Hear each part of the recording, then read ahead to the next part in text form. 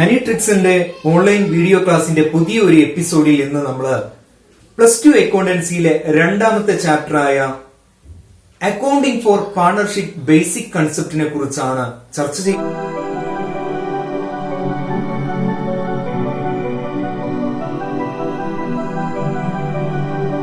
മുന്നേ ഒരു വീഡിയോയിൽ നമ്മൾ accounting for not for profit ഓർഗനൈസേഷന്റെ അകത്ത് തിയറീസ്, പ്രോബ്ലംസ്, പ്രത്യേകിച്ചും receipt and payment account, income and expenditure account, balance sheet തുടങ്ങിയ ഭാഗങ്ങളൊക്കെ ചർച്ച ചെയ്തിരുന്നു. അത്തരം വീഡിയോസ് ആവശ്യമുള്ളവർ തൊട്ടു മുന്നേയുള്ള വീഡിയോ സന്ദർശിക്കുക. Accounting for partnership basic concept.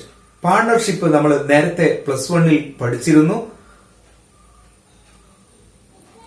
Partnership is the business carried on by 2 or more person. രണ്ടോ അതിലധികമോ വ്യക്തികള് നടത്തിക്കൊണ്ടുപോകുന്ന ബിസിനസിനെയാണ് പാർട്ണർഷിപ്പ് എന്ന് പറയുന്നത്. മറ്റൊരു തരത്തിൽ partnership is the relation between persons who have agreed to share profit or loss. ലാഭവും നഷ്ടവും ഒക്കെ പങ്കിട്ടെടുക്കാമെന്നുള്ള ഒരു കരാറ് അല്ലെങ്കിൽ ആ റിലേഷന്റെ അടിസ്ഥാനത്തിൽ രൂപീകരിക്കുന്നതാണ് പാർട്ണർഷിപ്പ് എന്ന് പറയുന്നത്. The persons who entered in to partnership is individually known as partners. പാർട്ണർഷിപ്പിൽ പ്രവേശിച്ച ഓരോ ആളുകളെയും നമ്മൾ പാർട്ട്ണർമാരെന്ന് പറയും. ദേ കലക്റ്റീവ്ലി നോൺ ആസ് ഫേം. അവരെ മൊത്തത്തിൽ നമ്മൾ പറയുന്ന പേരാണ് ഫേം എന്ന് പറയുന്നത്. ഇനി according to Indian partnership act 1932 section 4, Indian partnership ആക്ടില് 4ാമത്തെ section പ്രകാരം partnership as the relation between persons who have agreed to share profit of business carried on by all or any of them acting for all. 1932 partnership act പ്രകാരം അതിലെ section 4 define ചെയ്തിട്ടുള്ളത് partnership is the relation between persons ആണ്. Partnership വ്യക്തികൾക്കിടയിലുള്ള ബന്ധമാണ്. Who have അവര് agree to share profit of ബിസിനസിന്റെ ലാഭം പങ്കിടാമെന്നുള്ള ആ ഒരു റിലേഷൻ അഥവാ ആ കരാറ് carried on by അവരത് നടത്തിക്കൊണ്ടുപോകുന്നു. ഓൾ എല്ലാവരും കൂടിയിട്ടോ, all any of them acting for all അല്ലെങ്കിൽ ആരെങ്കിലുമൊക്കെ എല്ലാവർക്കും വേണ്ടിയിട്ടോ, ആരെങ്കിലുമൊക്കെ എല്ലാവർക്കും വേണ്ടിയിട്ടോ, അതല്ലെങ്കിൽ എല്ലാവരും കൂടിയിട്ടോ ലാഭം പങ്കിടാമെന്നുള്ള ഒരു കരാർ അല്ലെങ്കിൽ ആ റിലേഷൻ ബന്ധത്തിന്റെ അടിസ്ഥാനത്തിൽ രൂപീകരിക്കുന്നതാണ് പാർട്ണർഷിപ്പ് എന്ന് പറയുന്നത്. ഇനി ജനറൽ ഫ്യൂച്ചേഴ്സ് ഓഫ് പാർട്ണർഷിപ്പ്. പാർട്ണർഷിപ്പിന്റെ പ്രധാനപ്പെട്ട പ്രത്യേകതകളാണ്: 1, നമ്പർ ഓഫ് പേഴ്സൺസ്. പാർട്ണർഷിപ്പില് വ്യക്തികളുടെ എണ്ണം, the minimum number of persons required to form a partnership. ഒരു പാർട്ണർഷിപ്പ് രൂപീകരിക്കാൻ മിനിമം 2 പേഴ്സൺസ് വേണം, 2 വ്യക്തികൾ ഉണ്ടായിരിക്കണം. The maximum in case of banking business. Banking പോലെയുള്ള ബിസിനസ്സുകളാണെങ്കിൽ 10 വരെ മാക്സിമം ആളുകളാവാം.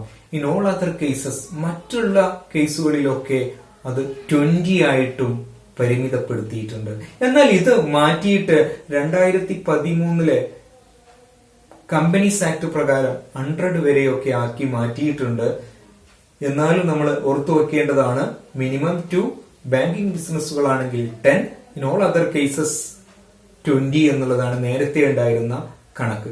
പിന്നീട് agreement or deed. Partnership result of an agreement between 2 or more person. Agreement, കരാർ ഉണ്ടായിരിക്കണം, അല്ലെങ്കിൽ ആ കരാർ എഴുതപ്പെട്ടാൽ അതിനെ ഡീഡ് എന്ന് പറയും. Partnership is the result of agreement between 2 or more persons. Partnership എന്ന് പറയുന്നത് 2 അതിലധികമോ ആളുകൾ കൂടി ചേർന്നിട്ടുള്ള ഒരു കരാറാണ്.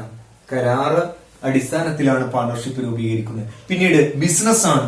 The agreement should be carrying some business. അവരുടെ കരാർ എന്ന് പറയുന്നത് ചില ബിസിനസ്സുകൾ നടത്തിക്കൊണ്ടു പോകാനാണ്. The business must be profit seeking. ആ ബിസിനസ് ലാഭം ഉണ്ടാക്കുന്നതിന് വേണ്ടിയിട്ടാണ്. ആൻഡ് ഓൾസോ ലോഫുൾ, നിയമപ്രകാരമുള്ളതുമായിരിക്കണം. പിന്നീട് ഷെയറിംഗ് പ്രോഫിറ്റ് ആണ്. The purpose of partnership to earn profit. പാർട്ണർഷിപ്പിന്റെ ഉദ്ദേശം എന്ന് പറയുന്നത് ലാഭം ഉണ്ടാക്കുക എന്നുള്ളതാണ്. The profit should be share by the partners in an agreed ratio. അവര് ആ ലാഭത്തെ ഒരു പ്രത്യേക റേഷ്യോയില് പാർട്ട്ണർമാർക്കിടയിൽ വീതിച്ചെടുക്കണം. Then the business carried on by all or any of them acting for all. Business നടത്തിക്കൊണ്ടുപോകുന്നത് എല്ലാവരും കൂടിയിട്ടോ അല്ലെങ്കിൽ ആരെങ്കിലുമൊക്കെ എല്ലാവർക്കും കൂടിയിട്ടോ ആയിരിക്കും പാർട്ണർഷിപ്പ് നടത്തുന്നത് എന്നുള്ളതാണ്. പിന്നീട് അറ്റ്മോസ്റ്റ് ഗുഡ് ഫൈറ്റ്, പരമമായ ഉത്തമ വിശ്വാസം അവർക്കിടയിൽ ഉണ്ടായിരിക്കണം. Good faith is the essence of the partnership. പാർട്ണർഷിപ്പിന്റെ സത്തയാണ് ഗുഡ് ഫൈത്ത് എന്നുള്ളത്. Hence each partner should be just and faithful. അതുകൊണ്ട് തന്നെ ഓരോ പാർട്ണർമാരും നീതിമാന്മാരായും സത്യസന്ധന്മാരും ഒക്കെ ആയിരിക്കണം എന്നുള്ളതാണ്. Then unlimited liability. The liability of the partners is unlimited to the extent of his personal property.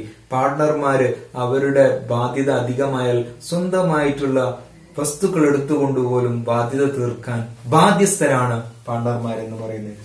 Then no separate legal existence. പാർട്ണർഷിപ്പിന് വ്യത്യസ്തമായിട്ട് നിയമപരമായ ഒരു നിലനിൽപ്പില്ല. There is a no separate legal existence apart from the partners. പാർട്ണർമാരിൽ നിന്നും വേറിട്ടുകൊണ്ട് പാർട്ണർഷിപ്പിന് വേറിട്ട ഒരു നിലനിൽപ്പ് ഇല്ല എന്നുള്ളതാണ്. പിന്നീട് നമ്മൾ പറഞ്ഞു partnership deed. Partnership deed or agreement അല്ലെങ്കിൽ അഗ്രിമെന്റ് ഓർ ഡീഡ്.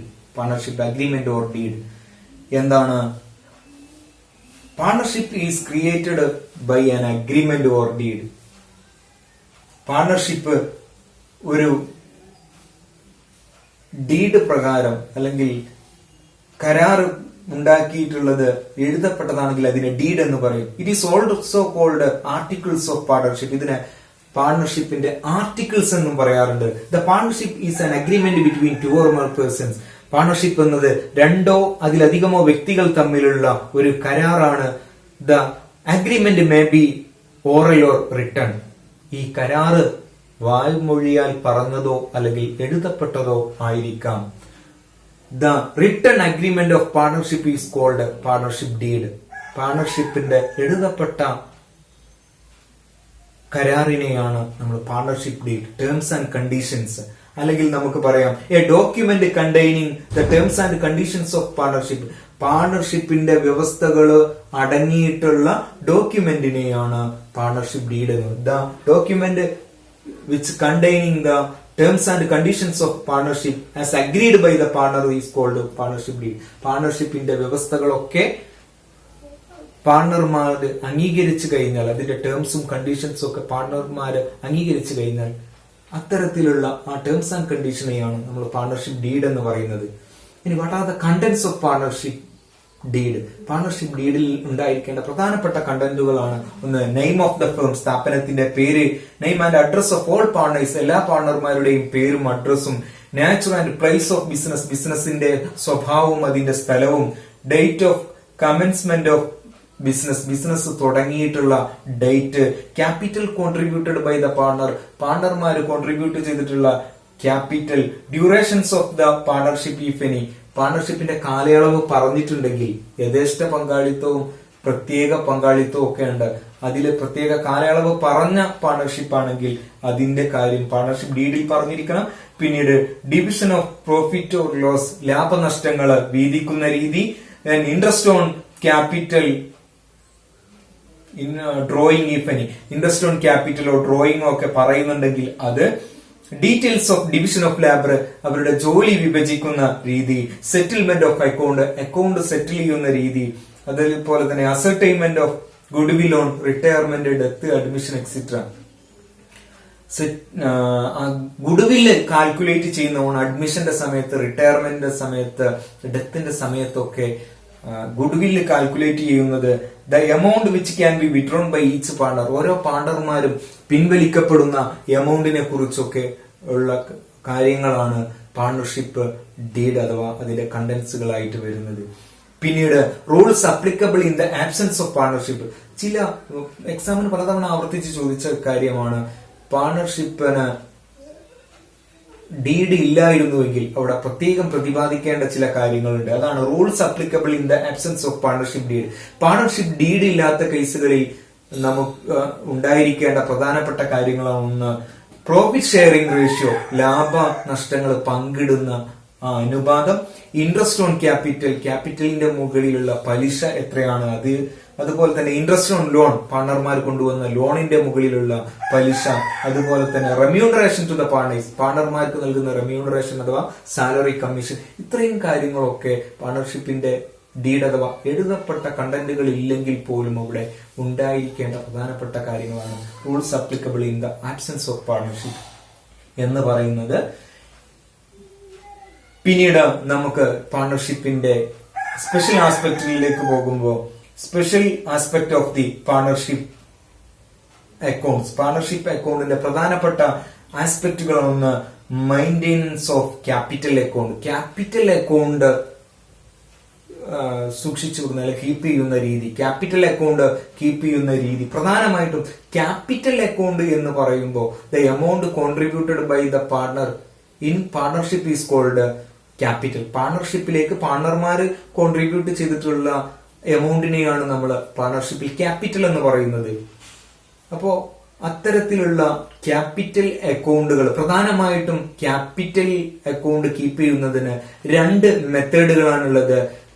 അതിൽ പ്രധാനപ്പെട്ട രണ്ട് മെത്തേഡിൽ ഒന്ന് ഫ്ലക്ച്വേറ്റിംഗ് ക്യാപിറ്റൽ മെത്തേഡും മറ്റൊന്ന് ഫിക്സഡ് ക്യാപിറ്റൽ മെത്തേഡുമാണ്. ഫ്ലക്ച്വേറ്റിംഗ് ക്യാപിറ്റൽ മെത്തേഡ് പ്രകാരം under the fluctuating capital method only one accounts are prepared. Fluctuating capital account method പ്രകാരം ഒരു അക്കൗണ്ട് മാത്രമേ കീപ്പ് ചെയ്യുകയുള്ളൂ.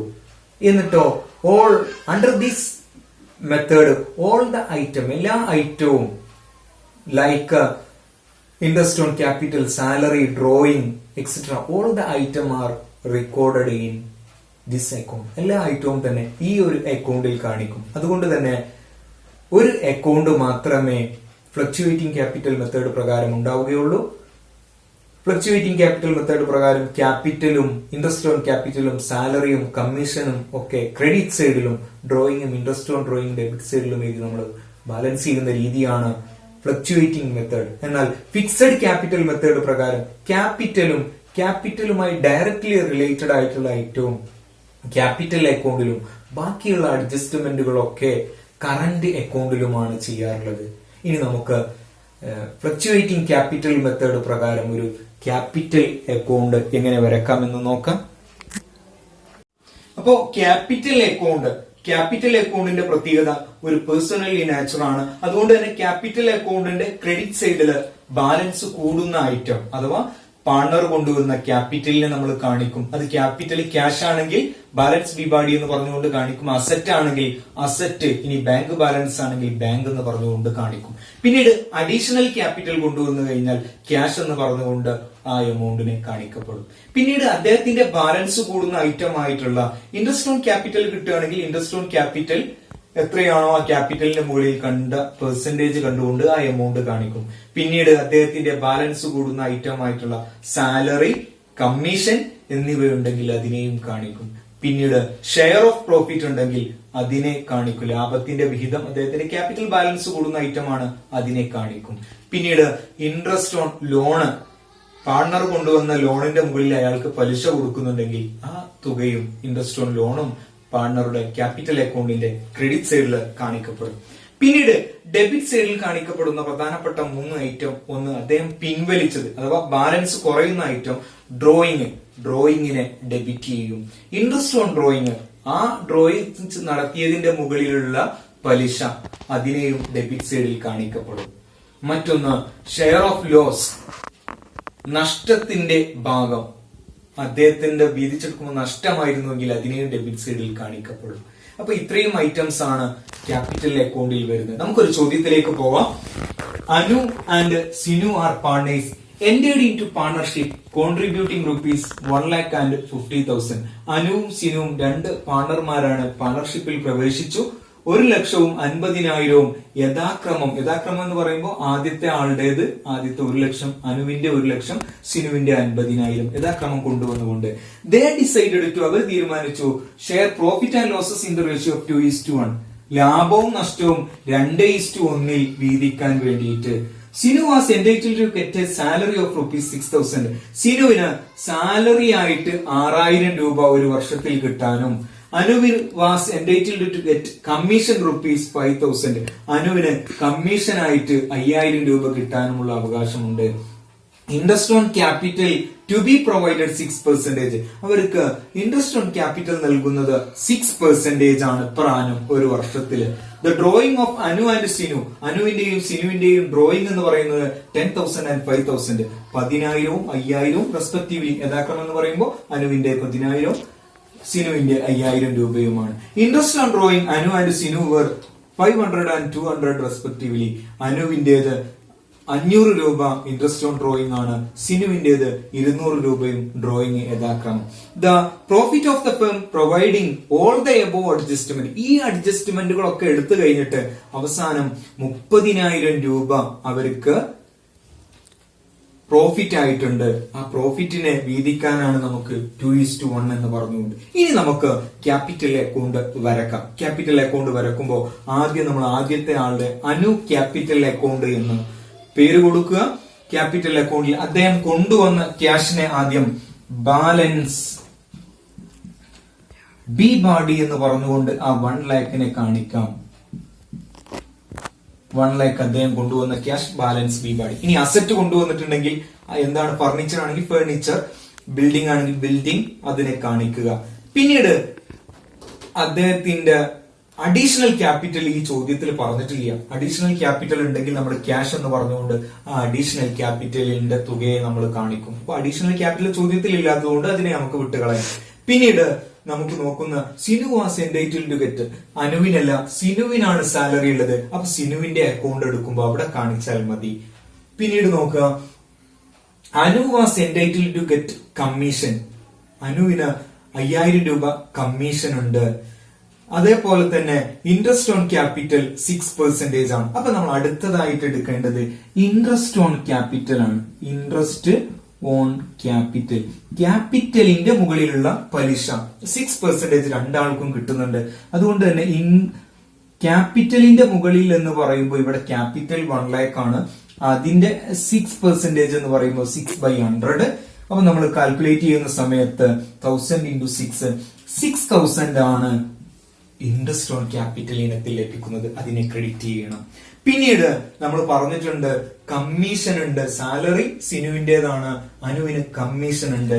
അപ്പോ കമ്മീഷൻ എന്ന് കാണിക്കണം. കമ്മീഷൻ എന്ന് കാണിക്കുക. അനുവിന്റെ കമ്മീഷൻ എന്ന് പറയുന്നത് നമുക്ക് ചോദ്യത്തിൽ 5,000 ആണ്, അതുകൊണ്ട് തന്നെ 5,000 എന്ന് കാണിക്കുക. അപ്പോ ക്യാപിറ്റൽ എടുത്തു, ഇൻട്രസ്റ്റ് ഓൺ ക്യാപിറ്റൽ എടുത്തു, സാലറി ഇല്ല അതുകൊണ്ട് എടുത്തിട്ടില്ല, കമ്മീഷൻ എടുത്തു. പിന്നീട് നമ്മൾ നോക്കുന്ന സമയത്ത് the drawing of Anu and Sinu 10,000 ആണ്. അപ്പൊ അനുവിന്റെ ഡ്രോയിങ് അദ്ദേഹത്തിന്റെ ഡെബിറ്റ് സൈഡിൽ, ഡ്രോയിങ്ങിനെ ഡെബിറ്റ് സൈഡിൽ കാണിക്കണമെന്ന് നമ്മൾ പറഞ്ഞിട്ടുണ്ട്. ഡ്രോയിങ് എന്ന് കാണിക്കുക, അദ്ദേഹത്തിന്റെ എമൗണ്ട് ആയിട്ടുള്ള 10,000നെ കാണിക്കുക. പിന്നീട് അതേപോലെ തന്നെ ഇൻട്രസ്റ്റ് ഓൺ ഡ്രോയിങ്ങിനെയും, ഇൻട്രസ്റ്റ് ഓൺ ഡ്രോയിങ്, ഡ്രോയിങ്ങിന്റെ മുകളിലുള്ള പലിശ അവരുടെ ബാലൻസ്, ക്യാപിറ്റൽ ബാലൻസ് കുറയുന്ന ഐറ്റമാണ്, അതിനെ ഡെബിറ്റ് ചെയ്യണം. ഇൻട്രസ്റ്റ് ഓൺ ഡ്രോയിങ് അത് 500 രൂപയാണ് വരുന്നത്, 500 എന്ന് കാണിക്കുക. ഇനി പെർസെന്റേജിലാണ് തരുന്നതെങ്കിൽ ഇൻട്രസ്റ്റ് ഓൺ ഡ്രോയിങ് 5% എന്ന് പറഞ്ഞിട്ടുണ്ടെങ്കിൽ ആ 5% ഡ്രോയിങ്ങിന്റെ മുകളിൽ 10,000ന്റെ 6/100 കണ്ടാൽ മതി. ഇവിടെ നേരിട്ട് തന്നിട്ടുണ്ട്, അതുകൊണ്ട് ഇൻട്രസ്റ്റ് ഓൺ ഡ്രോയിങ് 500 എന്ന് കാണിക്കുക. പിന്നീട് നമുക്കുള്ളത് ഏറ്റവും അവസാനം the profit of the firm, സ്ഥാപനത്തിന്റെ ലാഭം providing all the above adjustment, എല്ലാ അഡ്ജസ്റ്റ്മെന്റുകളും തീർന്നതിന് ശേഷം നമുക്ക് 30,000 രൂപ പ്രോഫിറ്റ് ഉണ്ട്. പ്രോഫിറ്റ് ഉണ്ടായി കഴിഞ്ഞാൽ അത് രണ്ടാൾക്കും വീതിച്ചു കൊടുക്കണം. അതുകൊണ്ട് തന്നെ രണ്ടാൾക്കും പ്രോഫിറ്റിനെ വീതിക്കുമ്പോ ഷെയർ ഓഫ് പ്രോഫിറ്റ്, ലാഭത്തിന്റെ വിഹിതം, ഷെയർ ഓഫ് പ്രോഫിറ്റ് എന്ന് പറയുന്നത് 30,000 രൂപയാണ് ആകെയുള്ള പ്രോഫിറ്റ്. അതിന്റെ റേഷ്യോ ഇവിടെ പറഞ്ഞിട്ടുണ്ട് 2:1. 2:1 എന്ന് പറഞ്ഞാൽ ആകെയുള്ള രണ്ടും ഒന്നും കൂടെ കൂട്ടിയാൽ 3-ൽ 2 ഭാഗം അനുവിനും അതുപോലെ തന്നെ 3 1 ഭാഗം സിനുവിനുമാണ്. അതുകൊണ്ട് തന്നെ 30,000ന്റെ 2 ഭാഗം 2:3 എന്ന് പറഞ്ഞാൽ മൊത്തത്തിലുള്ള 2 ഭാഗം അനുവിനുള്ളതാണ്. അപ്പൊ നമുക്ക് 30,000 into 2 60,000 ഹരിക്കണം 3 എന്ന് കാണുമ്പോൾ 20,000 രൂപ കിട്ടും. ഇത്രയും കഴിഞ്ഞാൽ ഇവിടെ അനു ക്യാപിറ്റൽ അക്കൗണ്ടിലുള്ള ഐറ്റംസുകളെല്ലാം തീർന്നു. പിന്നീട് രണ്ട് സൈഡും നമ്മൾ ക്ലോസ് ചെയ്യണം. ഓരോ ഐറ്റംസ് സാധാരണ അക്കൗണ്ട് ബാലൻസ് ചെയ്യുന്ന രീതി അനുസരിച്ച് രണ്ട് സൈഡും നമ്മൾ ഓരോ ഐറ്റം ഏതാണുള്ള സ്ഥലം വിട്ടുകൊണ്ട് നമ്മൾ കാൽക്കുലേറ്റ് ചെയ്യുക. ഏത് സൈഡിലാണോ കൂടുതലുള്ളത് അതിനെ രണ്ട് സൈഡിലും കാണിക്കുക. ഇവിടെ 1,06,000, 5,000, 20,000 ടോട്ടൽ 31,000 എന്നുള്ള തുകയാണ് കിട്ടുന്നത്. അതാണ് കൂടുതൽ.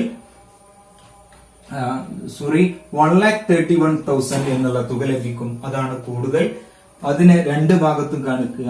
1,31,000. പിന്നീട് 1,31,000 നിന്നും 1,500 10,000-ഉം 500-ഉം കൂടെ കൂട്ടിയിട്ട് കുറക്കുന്ന സമയത്ത് നമുക്ക് 1,20,500 എന്നുള്ള തുക ലഭിക്കും. ഇതാണ് ക്ലോസിംഗ് ബാലൻസ് അഥവാ ബാലൻസ് സി ബാഡി എന്ന് പറയുന്നത്. ഇതാണ് ക്ലോസിംഗ് ബാലൻസ് സി ബാഡി എന്ന് പറയുന്നത്. അതുപോലെ തന്നെ ഇനി നമുക്ക് സിനുവിന്റെ ക്യാപിറ്റൽ അക്കൗണ്ട് ആണ് വരയ്ക്കേണ്ടത്. അപ്പൊ നമ്മൾ അനു എന്നുള്ളതിന് പകരം സിനു ക്യാപിറ്റൽ എന്ന് വരക്കും. Sinu capital account. സിനുവിന്റെ ക്യാപിറ്റൽ അക്കൗണ്ട് വരച്ചു കഴിഞ്ഞാൽ നമ്മൾക്കറിയാം ബാലൻസ് ബി ബാഡി അദ്ദേഹത്തിന്റെ ബാലൻസ് എന്ന് പറയുന്നത് 50,000 ആണ്. 50,000 കേട്ടോ. ക്വസ്റ്റ്യനില് 50,000 ആണ് സിനുവിന്റെ ക്യാപിറ്റൽ അക്കൗണ്ടിൽ ഓപ്പണിംഗ് ബാലൻസ് ആയിട്ടുള്ളത്. 50,000 ബാലൻസ് ബി ബാഡി 50,000 എന്ന് കാണിക്കുക. പിന്നീട് interest on capital. Interest on capital എന്ന് പറയുമ്പോൾ ഇയാളുടെ ക്യാപിറ്റലിന്റെ മുകളിലുള്ള ഇൻട്രസ്റ്റ് എന്ന് പറയുമ്പോൾ അദ്ദേഹത്തിന്റെ ക്യാപിറ്റൽ എന്ന് പറയുന്നത് 50,000 ആണ്. 50,000 ഇൻറ്റു 6%, 6/100 കാണുന്ന സമയത്ത് നമുക്ക് നേരത്തെ പറഞ്ഞതുപോലെ തന്നെ 500 ഇൻറ്റു 6 അപ്പോ 3,000 എന്നുള്ള ഒരു തുക ലഭിക്കും. 3,000. പിന്നീട് കമ്മീഷൻ ആർക്കാണുള്ളത്? അനുവിനാണുള്ളത്. അപ്പൊ കമ്മീഷൻ ഇല്ല.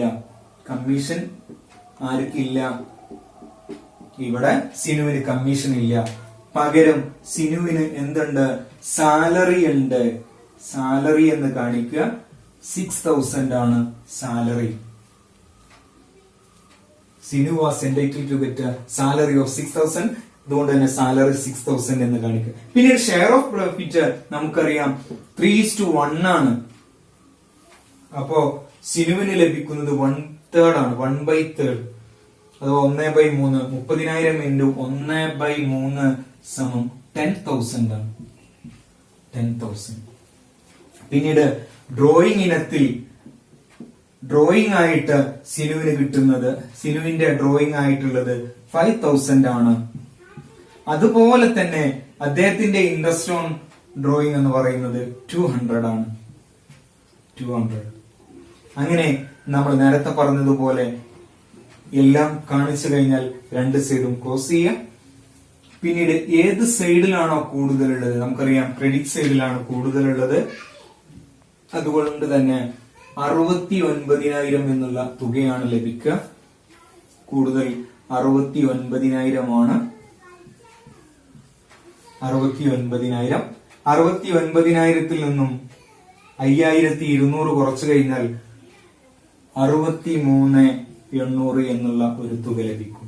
ഇപ്പോൾ നമുക്ക് അനുവിന്റെയും സിനുവിന്റെയും ക്യാപിറ്റൽ അക്കൗണ്ട് നമ്മൾ വരച്ചു കഴിഞ്ഞു. ഇപ്പൊ രണ്ടുപേരുടെയും ക്യാപിറ്റൽ അക്കൗണ്ട്. അപ്പൊ ഇതിൽ നമ്മൾ ഏകദേശം അഡ്ജസ്റ്റ്മെന്റുകളൊക്കെ പഠിച്ചിട്ടുണ്ട്. അതോടൊപ്പം തന്നെ ഇനി നമ്മൾ ശ്രദ്ധിക്കാനുള്ളത്, ഇവിടെ അഡീഷണൽ ക്യാപിറ്റൽ അനുവോ സിനുവോ കൊണ്ടുവന്നിട്ടുണ്ടെങ്കിൽ നമ്മളിവിടെ ക്യാഷ് എന്ന് പറഞ്ഞുകൊണ്ട് ആ അഡീഷണൽ ക്യാപിറ്റൽ 10,000 കൊണ്ടുവന്നിട്ടുണ്ടെങ്കിൽ ആ 10,000 കാണിക്കും. അതും കൂടെ പഠിക്കാനുണ്ട്. പിന്നീട് സാലറിയും കമ്മീഷനും ചിലപ്പോൾ രണ്ടും ഒരാൾക്കുണ്ടെങ്കിൽ രണ്ടിനെയും നമ്മൾ കാണിക്കണം. അതേപോലെ തന്നെ ഇൻട്രസ്റ്റ് ഓൺ ലോൺ ഉണ്ടെങ്കിൽ അതിനെയും കാണിക്കണം. ഇത്രയും കാര്യങ്ങൾ നമ്മൾ പഠിച്ചു കഴിഞ്ഞാൽ ഏറെക്കുറെ ഒരാളുടെ ഫ്ലക്ച്വേറ്റിംഗ് ക്യാപിറ്റൽ മെത്തേഡ് പ്രകാരം ക്യാപിറ്റൽ അക്കൗണ്ട് വരക്കുന്നതൊക്കെ നമ്മൾ പഠിച്ചു കഴിഞ്ഞു. ഇനി നമുക്ക് വേണമെങ്കിൽ രണ്ടാളുടെയും ക്യാപിറ്റൽ അക്കൗണ്ടുകൾ ഒരുമിച്ച് വരക്കാം. അത് അടുത്ത മെത്തേഡ് ചെയ്യുമ്പോൾ നമുക്ക് ചെയ്യാം. ഇത്രയും വീഡിയോസ് നിങ്ങൾക്ക് ഇഷ്ടപ്പെട്ടെങ്കിൽ നിങ്ങൾ ലൈക്ക് ചെയ്യാം. ചാനലിലെ അടുത്ത വീഡിയോകൾ കാണാൻ വേണ്ടിയിട്ട് സബ്സ്ക്രൈബ് ചെയ്യുക, ബെൽ ഐക്കൺ ക്ലിക്ക് ചെയ്യുക. അടുത്ത ഒരു വീഡിയോയിൽ കാണാം.